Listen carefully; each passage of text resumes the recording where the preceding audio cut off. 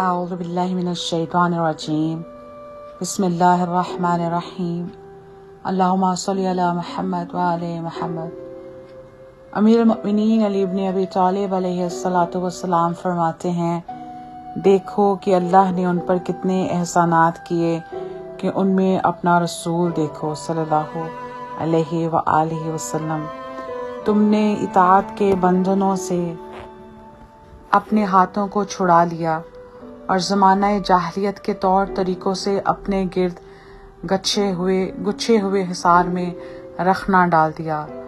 خداوند عالم نے اس امت کے لوگوں پر اس نعمت بے بہا کے ذریعہ سے لطف و احسان فرمایا کہ جس کی قدر و قیمت کو مخلوقات میں سے کوئی نہیں پہچانتا، کیونکہ وہ ہر ٹھہرائی ہوئی قیمت سے گراں تر اور ہر شرف و بلندی سے بالا تر ہے، اور وہ یہ کہ ان کے درمیان انس و یکجہتی کا رابطہ اسلام قائم کیا کہ جس کے سایہ میں وہ منزل کرتے ہیں اور جس کے کنارے عاطفت میں پناہ لیتے ہیں۔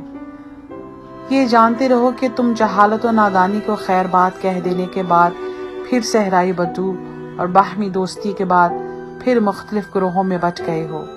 اسلام سے تمہارا واسطہ نام کا رہ گیا ہے اور ایمان سے چند ظاہری لکیروں کے علاوہ تمہیں کچھ سجھائی نہیں دیتا۔ تمہارا قول یہ ہے کہ آگ میں کود پڑیں گے مگر آر قبول نہ کریں گے، گویا تم یہ چاہتے ہو کہ اسلام کی حد کے حرمت اور اس کا عہد توڑ کر اسے منہ کے بل اوندا کر دو، وہ عہد کہ جسے اللہ نے زمین میں پناہ اور مخلوقات میں امن قرار دیا ہے۔ یاد رکھو کہ اگر تم نے اسلام کے علاوہ کہیں اور کا رخ کیا تو کفار تم جیسے جنگ کے لیے اٹھ کھڑے ہوں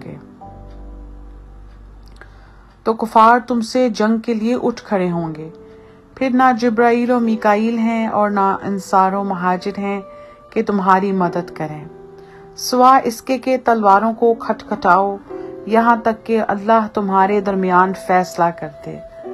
خدا کا سخت عذاب جھنجھوڑنے والا عقاب ابتلاؤں کے دن اور تعزیر و ہلاکت کے ہاتھ سے تمہارے سامنے ہے۔ اس کی گرفت سے انجان بن کر اور اس کی پکڑ کو آسان سمجھ کر اور اس کی سختی سے غافل ہو کر اس کے قہر و عذاب کو دور نہ سمجھو۔ خداوند عالم نے گزشتہ امتوں کو محض اس لیے اپنی رحمت سے دور رکھا کہ وہ اچھائی کا حکم دینے اور برائی سے روکنے سے منہ موڑ چکے تھے، چنانچہ اللہ نے بے وقوفوں پر ارتکاب گناہ کی وجہ سے اور دانش مندوں پر خطاؤں سے باز نہ آنے کے سبب سے لعنت کی ہے۔ دیکھو تم نے اسلام کی پابندیاں توڑ دیں اور اس کی حدیں بیکار کر دیں اور اس کے احکام سرے سے ختم کر دیے۔ معلوم ہونا چاہیے کہ اللہ نے مجھے باغیوں، عہد شکنوں اور زمین میں فساد پھیلانے والوں سے جہاد کا حکم دیا ہے۔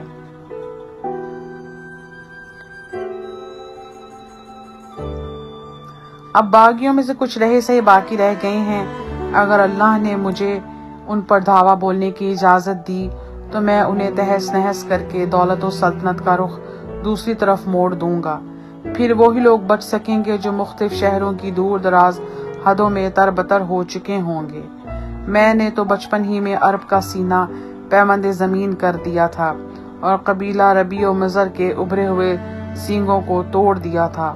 تم جانتے ہی ہو کہ رسول صلی اللہ علیہ وآلہ وسلم سے قریب کی عزیزداری اور مخصوص قدر و منزلت کی وجہ سے میرا مقام ان کے نزدیک کیا تھا۔